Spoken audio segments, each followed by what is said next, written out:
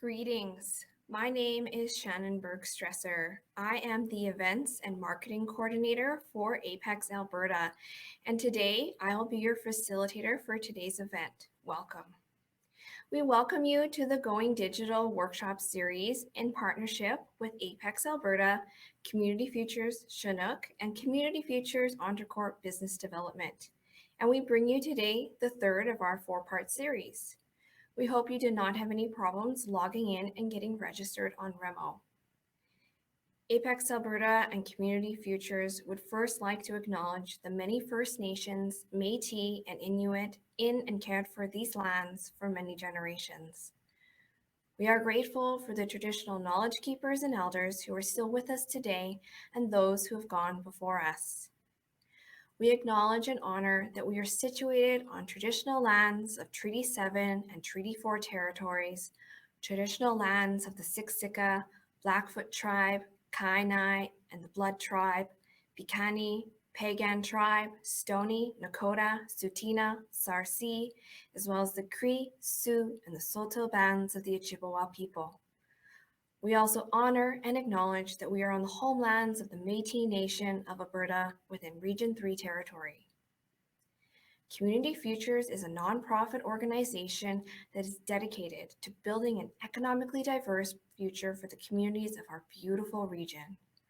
Whether you need assistance developing your business strategy, ongoing training to accelerate your growth, or financing up to $150,000, we are here to offer expert guidance and cheer you on every step of the way.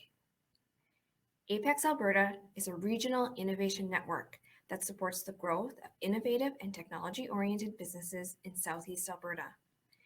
Apex is a collaborative initiative between three core service providers: Community Futures Entrecourt Business Development, Medicine at College, and Alberta Innovates. To learn more on these supports we can offer you, please visit apexalberta.ca.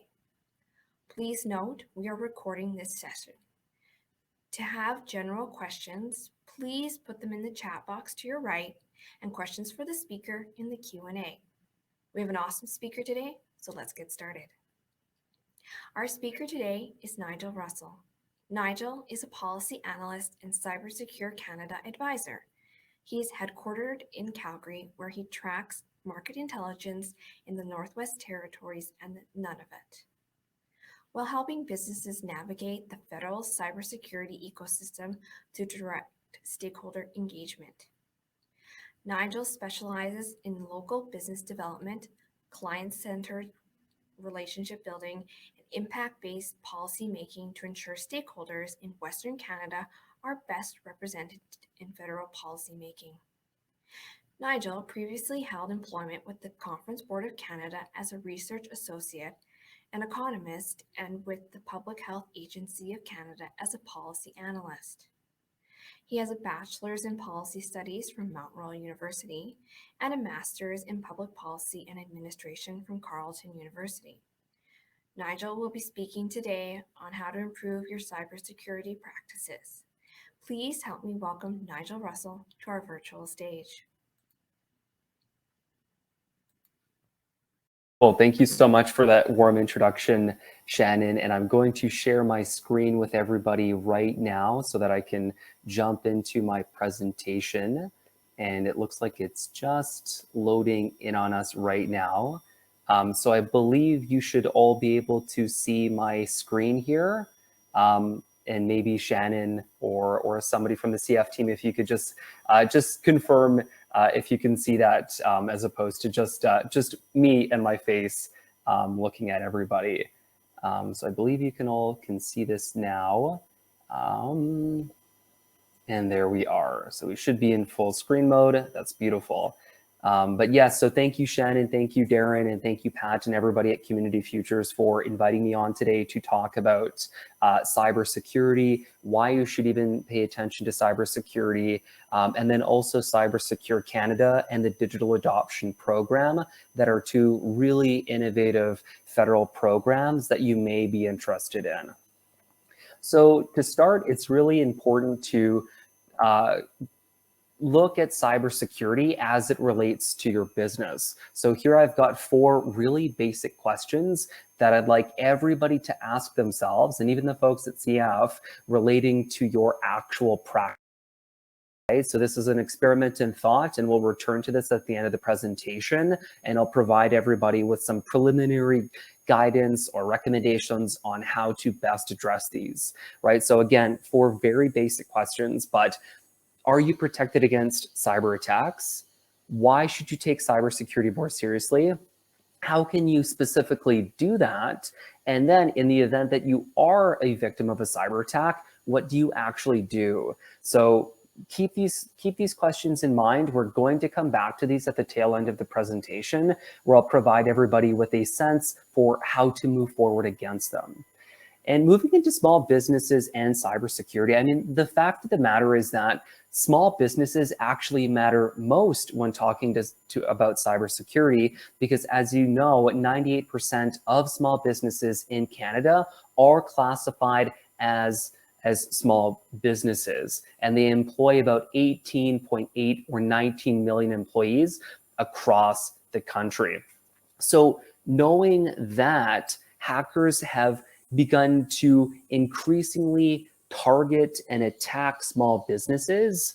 And over the pandemic, the latest data that we've reviewed is that about 61,000 small businesses since March 2020 have gone through a cyber attack. And there are 3 main reasons as to why that is.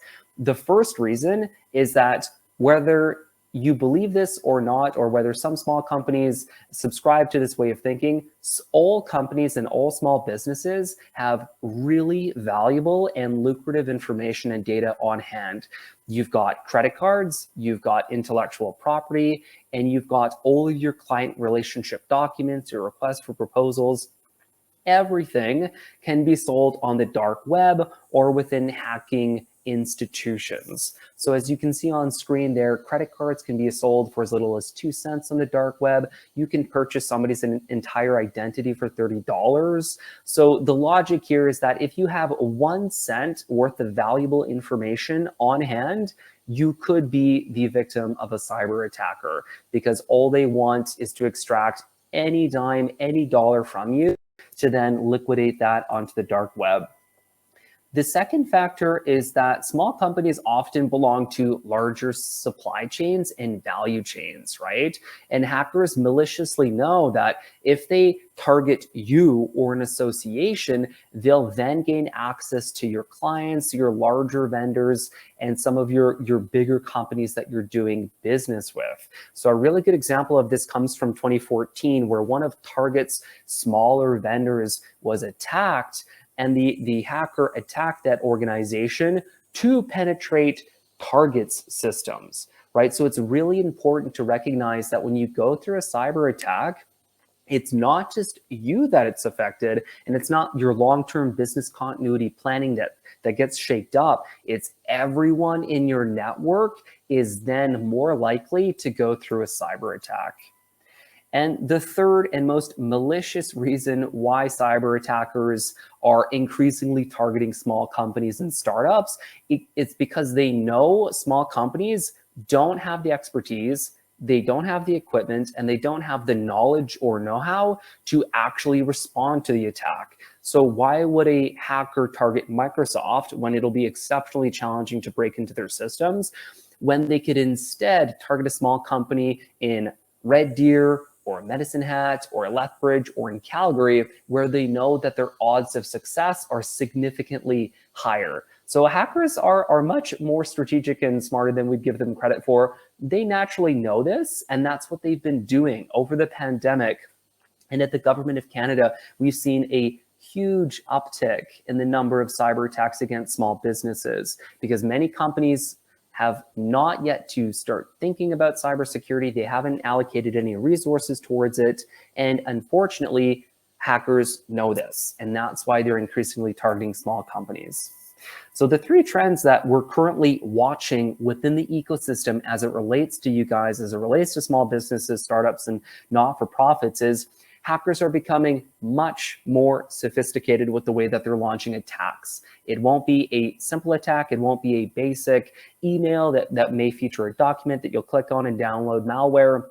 It could be some type of social engineering attack, or they may manipulate you into clicking a link via social media, and then that's actually a Trojan virus, right? So they're getting much more sophisticated with the way that they're launching their attacks. Second, cyber attacks are becoming much more frequent, as I've alluded to a lot, because of the shift towards digitization fueled by the pandemic, right? So as everyone is shifting their online practice or their business practice online, hackers are, in essence, they have a much larger target market to go after. And then because everybody's gone digital, cyber attacks are becoming increasingly harmful to business continuity. So again, it's not just you that's going through the cyber attack or a cyber breach, it's everyone in your network, right? So all of the information, all of the data, all of the credit cards, they'll have access to that, and that will provide them with leads to other companies within your sphere of influence. So the threat assessment posed onto small businesses can look quite daunting. And I'll draw your attention to the right-hand side of your screen where you can see two very impactful statistics. And the first is that 60% of small businesses actually close after going through a cyber attack.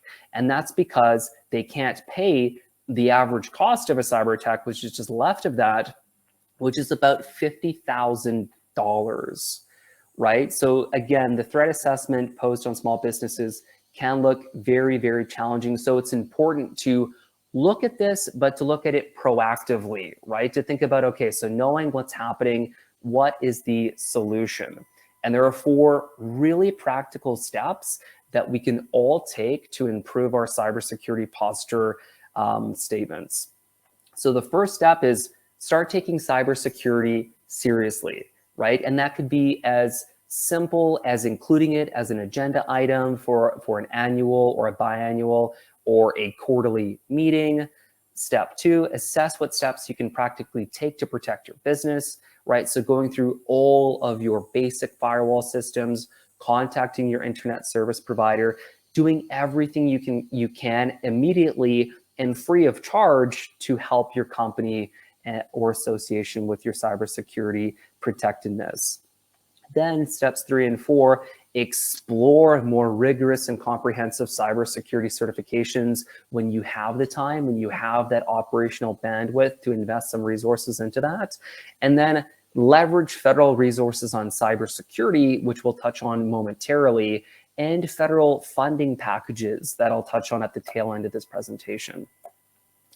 So when talking about cybersecurity, it's also important to understand that there is a quantifiable or measurable returns on investment, right? Because oftentimes when we look at cybersecurity, it can be a little challenging to connect the dots, right? If I invest $10,000 into my cybersecurity protections, how does that actually benefit me today? And how does that benefit me over the next 3 to 5 years, right? So there are 4 really important returns on investment that you can quantify and help show your investors, your board, your teams, your executives that this is actually why it's a good idea, because it can help us save money in the long run if we invest into this very strategically.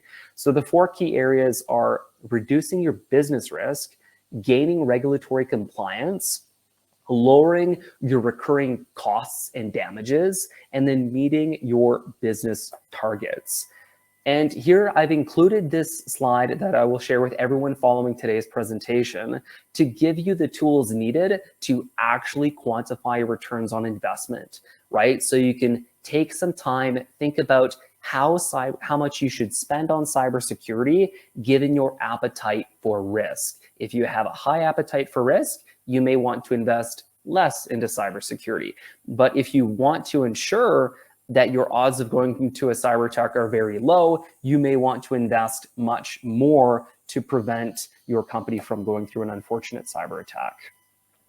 And to give everybody some perspective on what other small companies are doing in the ecosystem, over the pandemic, business spending within the small business ecosystem has actually increased a lot. So small companies are spending about $6,700 per company on their cyber security, and 25% of small businesses in Canada have invested into cybersecurity insurance for additional protection. So thankfully, the ecosystem is moving in such a way that small businesses are now recognizing the need to start to think about cybersecurity, and not to spend all of their time and money on it, but to spend some of their time.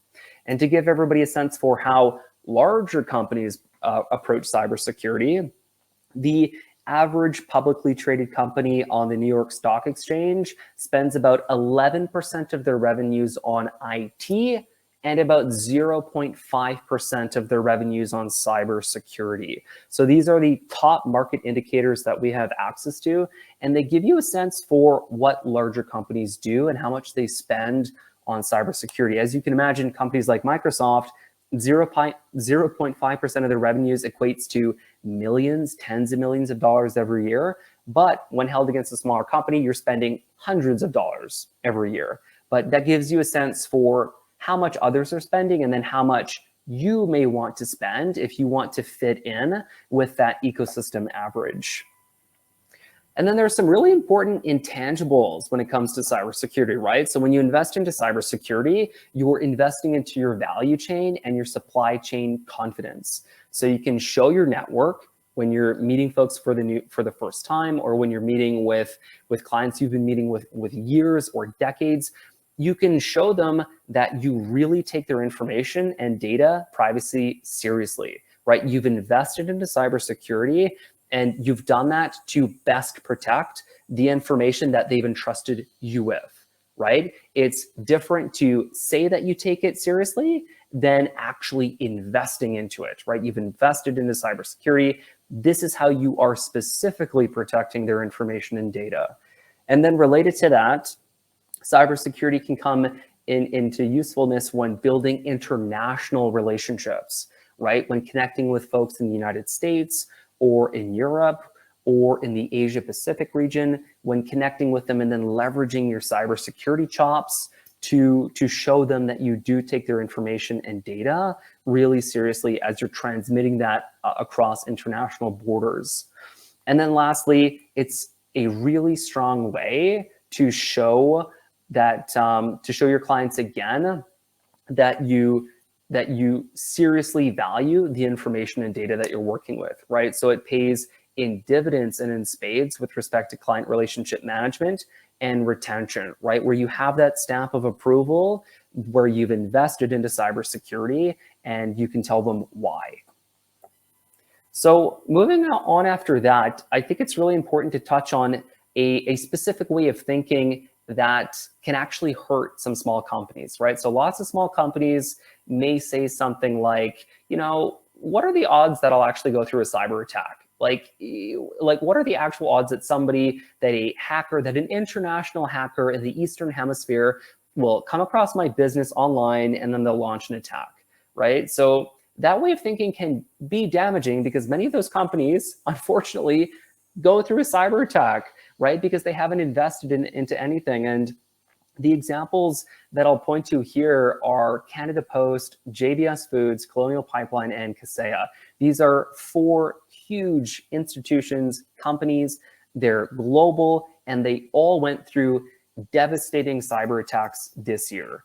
If they were targeted, anyone can be targeted and breached. So it's really important to not subscribe to that logic and that way of thinking that you're too small to be attacked. It's actually the obverse. You're so small that you're more likely to be attacked, because hackers know you don't have the expertise needed to respond to the attack. And then you've got that statistic, 60% of firms actually shut down, right? So it's really important to recognize that if it can happen to these guys, it can probably happen to us as well, unfortunately. So knowing all of that, it's really important naturally to be somewhat prepared, right? So making cybersecurity a business priority. How does it fit into your business's 3- and 5-year planning? Where does it fit in specifically to your IT expenditures?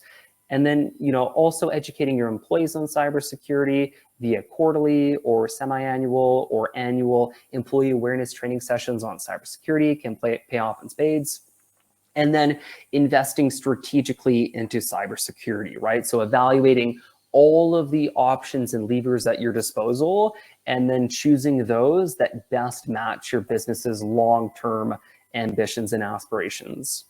So with all of that said, we've gone through the ecosystem. We understand why small businesses in cybersecurity are so important, that they're the most important component in the ecosystem. And we've looked at the benefits, right? The quantifiable, the on paper, the financial benefits of looking through cybersecurity. Now we can move on to Cybersecure Canada. And that's the program that I help manage and develop in Western Canada. And the best way to look at this program, this Government of Canada program, is that it's a light touch cybersecurity certification designed specifically for small businesses and startups. So it features 13 technical areas that we'll get to in just a moment that all companies have to show they meet in order to get the certification. And importantly, it's been designed, it's been developed by experts at Innovation, Science and Economic Development Canada, the Standards Council of Canada, and the Canadian Centre for Cybersecurity, which in this case is the Canadian Security Intelligence Service, or CSIS. And it's currently supported by all three groups and departments. So you've got tons of expertise that has gone into developing this robust program. In practice, this is how Cybersecure Canada actually manifests, right? This is how it's realized. So Cybersecure Canada, it's a light touch certification for companies who want to take cybersecurity more seriously. That's what this program offers in a nutshell. And importantly, Cybersecure Canada is aligned with what's happening in industry and internationally. So internationally, there are very similar programs in the United States, the United Kingdom, Australia, and New Zealand. Cybersecure Canada is Canada's equivalent to their national programs on cybersecurity.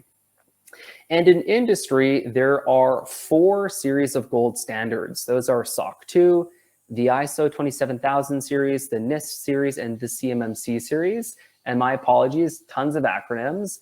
But these are certifications, if you haven't come across these already, these are certifications that all companies with over 50 to 75 employees have gone through or will go through. They are virtually required to work with big vendors and partners like Microsoft, Google, Twitter. So if you're ever wanting to work with a much larger company, but in an intricate way, you will have to go through one of these.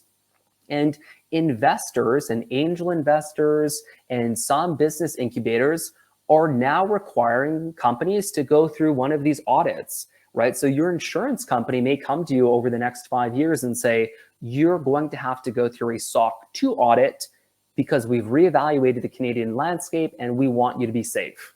This is happening right now, but within the next 5 years, this will become increasingly prevalent.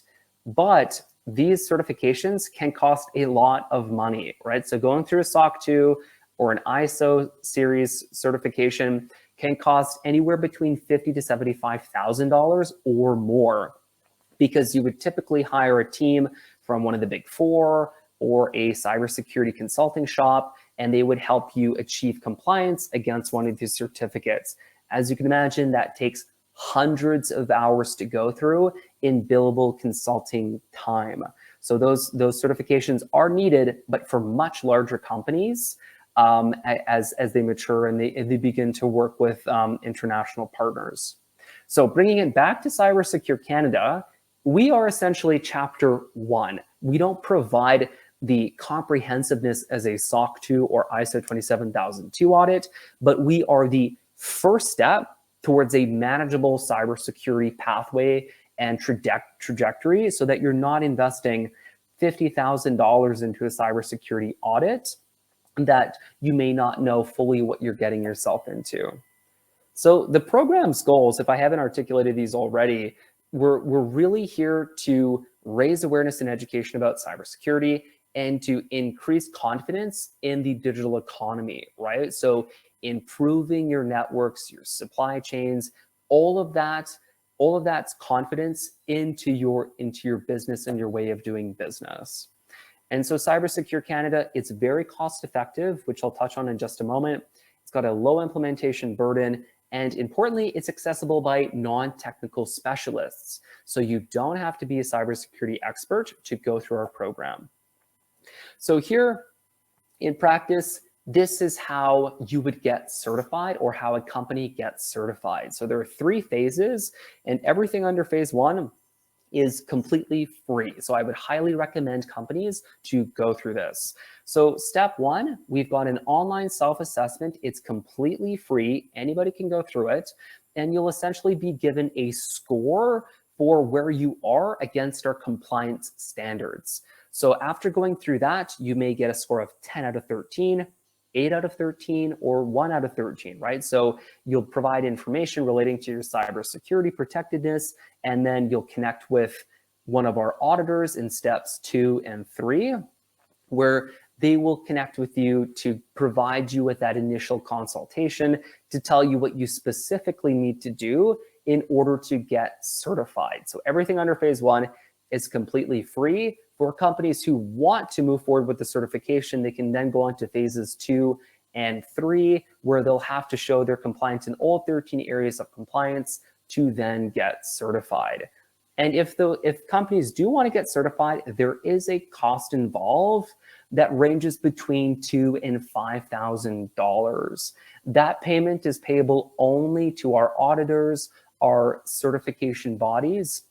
Very federal language, but those are our auditors in this experience, where you will pay $2,000 to $5,000 in order to get the certification.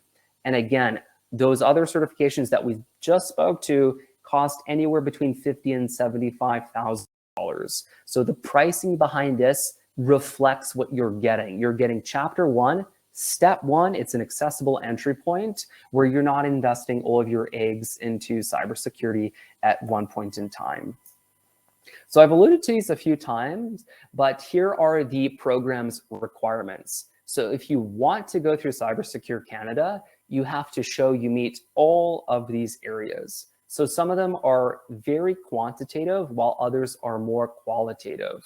And 2 of the really important areas of compliance here are employee awareness training and having corporate password policies. So they're very qualitative in nature, but everything here would be needed and required in order to achieve the Cybersecure Canada certification. So knowing all of that, naturally, it's really important to ask, okay, so that's what the program is, but what is the actual value proposition supporting and underpinning this program? And there are 3 really key value propositions that I'd like to share. The first one is that Cybersecure Canada is the only federally approved and designed cybersecurity certification in Canada. 2, it's one of the best options for a first step into cybersecurity for non-technical specialists, where you're not spending more than 5 figures onto cybersecurity at any one point in time. And 3, and as we've discussed, you could use Cybersecure Canada for very strategic business development and partnership development activities, should you choose to. So coming full circle, I did promise everybody that we'd come back to these questions, and here we are. So is your company protected against cyber threats? Step 1, go through our online self-assessment. It's completely free, and you'll gain more perspective and a better understanding for where your business is occupying on your cyber protectedness against our areas of compliance. So again, you'll be awarded with a score out of 13, and you'll connect automatically with one of our auditors or certification bodies for a comprehensive conversation on cybersecurity. 2, why should I take cybersecurity more seriously? Hopefully at this point, you've come to the realization that it probably pays to think about cybersecurity, and that it is a strategic investment. So it's not something you need to spend money on, and it's something you need to spend money on wisely, tactically, and strategically to extract every dollar that you're spending on it. And then how can you show your clients and network that you take cybersecurity more seriously? By investing into cybersecurity. And that could be investing into it free of charge, right? Hosting employee awareness training sessions, talking about programs like Cybersecurity Canada, having a board meeting where cybersecurity is featured as an agenda item, where you can talk about what you're doing as a company or as an executive to prevent your company from going through a cyber attack because you care about the information and data that you're working with on a daily basis. And then what do you do if you're unfortunately the victim of a cyber attack? The best approach to that is to contact our experts at the RCMP Anti-Fraud Center, who are available 24 hours a day, and they will walk you through, they will delineate the steps needed to best respond to that attack. So contacting your local authorities and the RCMP Anti-Fraud Center, who house those experts, is certainly the best option at your disposal. So the top takeaways from today, or if I were leaving today's presentation, the 4 really important takeaways that I would want you to take away from this are that be mindful about cybercrime. It's happening right now, and it's happening a lot more frequently to small businesses than you would imagine. So having it on the back of your mind can be really helpful. Think tactically about cybersecurity, right? How can you invest into cybersecurity freely and then also monetarily over the next year, over the next 5 years? Relatedly, assess your IT expenditures on cybersecurity. You're already investing some money into IT. What percentage or what proportion of that is being allocated towards cybersecurity? And then 4, you can leverage federal expertise and funding on cybersecurity if you need it. So there are funding packages available for this program through the National Research Council and through Prairie's CAN, which used to be Western Diversification. They recently changed their name. But there is funding available for this program should anyone be interested. I'd be more than happy to connect you with the right set of people to help initiate those discussions and conversations to get you into this pilot program where the National Research Council will fund you and will help you improve your cybersecurity. So please take me up on my offer if you're interested in that.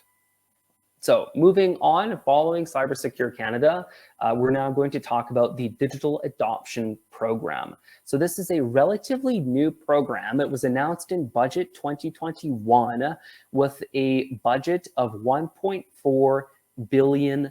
And the 3 foci or focus areas of the program are for skills training, micro grants and grants, and youth work placements.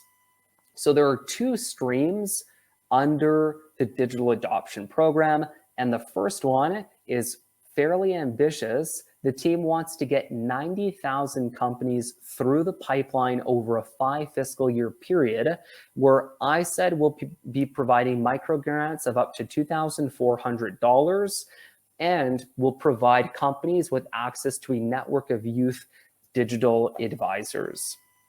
Under Stream 2, the target is to get 70,000 companies through the pipeline, and this one is a little bit more robust in terms of funding. Eligible companies will be able to secure up to $15,000, 90% non-repayable, so mostly a grant, to help them with their long-term digital adoption.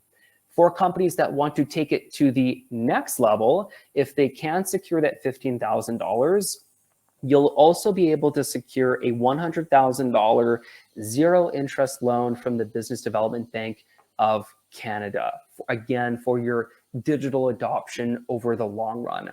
And then lastly, under Stream 2, eligible companies will be able to secure a $7,300 youth wage subsidy for a student in a technical field. And importantly, this is in addition to all federal existing programs and architecture on youth work placements and subsidies, and all provincial subsidies. So this is just another reason to hire an intern or a co-op student. So unfortunately, this program hasn't launched yet, so you can't apply for any funding just yet. But in the interim, as for next steps, you can go to the Canada Digital Adoption Program website where you can subscribe to their newsletter so that you can stay abreast of the program's information and updates, and so that you can apply as soon as this program launches. Because as you can imagine, there's been tons of interest in it, and when it does launch, it should go pretty fast. So here I've included my contact information, some very useful links should anybody want to follow up after today, but I would highly recommend reaching out if you want any more information about the program, about connecting with the National Research Council in Prairies Canada, and then also for the digital adoption program. If you have more questions about the merit criteria, the eligibility process to secure that funding, I would be more than happy to connect with you on that. And that is the end of my presentation. So again, thank you, Shannon, and the CF team for inviting me on today. And at this point, I'd be more than happy to answer any questions the group may have. Thank you so much, Nigel, for your presentation today. We do have some time for questions, and there are some that have come through our chat box here. So the first question we have is, would the Canada-Alberta Job Grant cover this expense? So that's a really good question, and you're going to hate my answer, but it depends. So depending on who you're working with, you should be able to cover Cybersecurity Canada as an eligible expense, so long as you can connect it to the Canada-Alberta plan that you have ongoing. So I want to assume you should be able to cover the expense. Again, it's only $2,000 to $4,000, so it's not a major expense within that program's architecture. So you should be able to help find that additional funding for the program. Great. So our second question today is, can you give some best practices for distributing software online and how to help protect your investment in digital assets? So that's a really good question, and it's really topical because our team at Cybersecurity Canada, we're actually launching online e-learning modules. We're going to launch 14. One of them will be a very high level learning module, and then 13 relating to all areas of compliance within the program. So in total, we'll be launching about 15 hours worth of free content that you'll be able to parse through and go through, that will specifically delineate the steps needed to achieve compliance against Cybersecurity Canada and to provide you with the toolkit to, as you've so beautifully articulated, protect your investments in digital assets. So I would strongly recommend staying up to date on the Cybersecurity Canada website. We have a newsletter, so I would highly recommend looking into that, and I will certainly follow up with Shannon and team to provide them with those tools as well. But I would strongly recommend looking into that because our technical experts have developed those online e-learning modules to provide folks like you with everything you would ever need, right? So you won't have to contact KPMG to charge you $50,000 to $75,000 to invest in your cybersecurity. You'll be able to reference those tools. There are also tools on offer by the Canadian Centre for Cybersecurity that you can look into that can specifically help you with that. So hopefully that answers your question, Benjamin. I didn't mean to side skirt it, but there's tons of good stuff coming for that. Perfect. We will make sure to give them the website link so that they can access that newsletter. And so our next question is here, I think that was our last question. So does anyone else, any of our participants have any more questions for Nigel for now?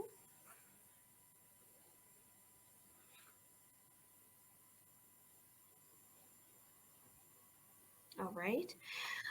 So Nigel, could you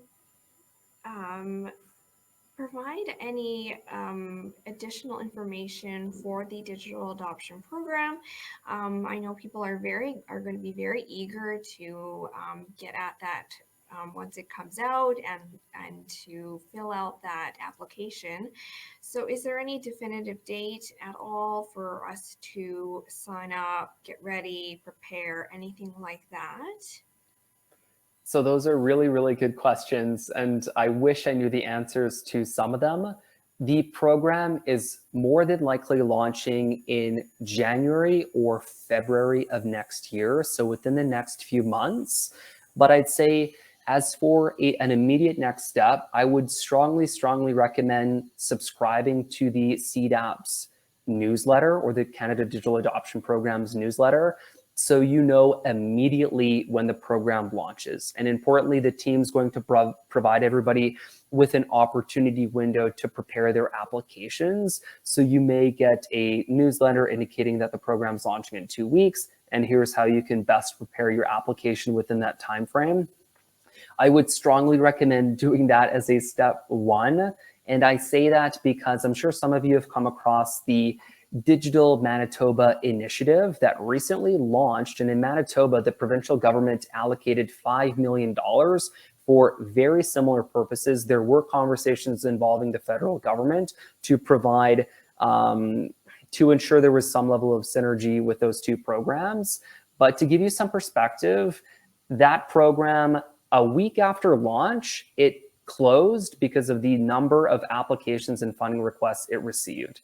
So things will be different given the level of funding we're working with at the federal level.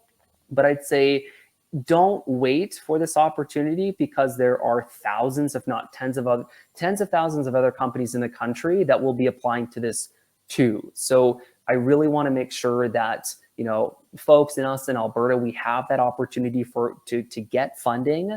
And so we're not left by the wayside. So I would really, really strongly recommend subscribe to the newsletter. I will be on top of this as well to ensure that we all have an opportunity to secure some funding, right? Because it will be a very, very popular program when it launches, because the eligibility criteria to apply are virtually non-existent. We want to help as many companies as possible, as fast as possible. So yeah, so hate to say it, but newsletter is the best thing we can do right now. Great. We'll make sure to provide that web link for our participants. Thank you again, Nigel, for being our speaker for today and talking on the Digital Adoption Program and Cybersecure Canada. And we thank all of our participants today for joining us for our third of our 4-part series. Next week is our 4th session. And if you haven't signed up already, please visit our Eventbrite page. We do have some time to network today, so please stick around when we move into the network platform. Nigel will be at table 1. If you have any additional questions or if you want to speak to him further, feel free to jump around the network platform. If you want to go to a different table, please feel free to double click on another table and you can move around the platform. We will now be entering the network platform feature and moving out of present mode. Thank you everyone for attending today.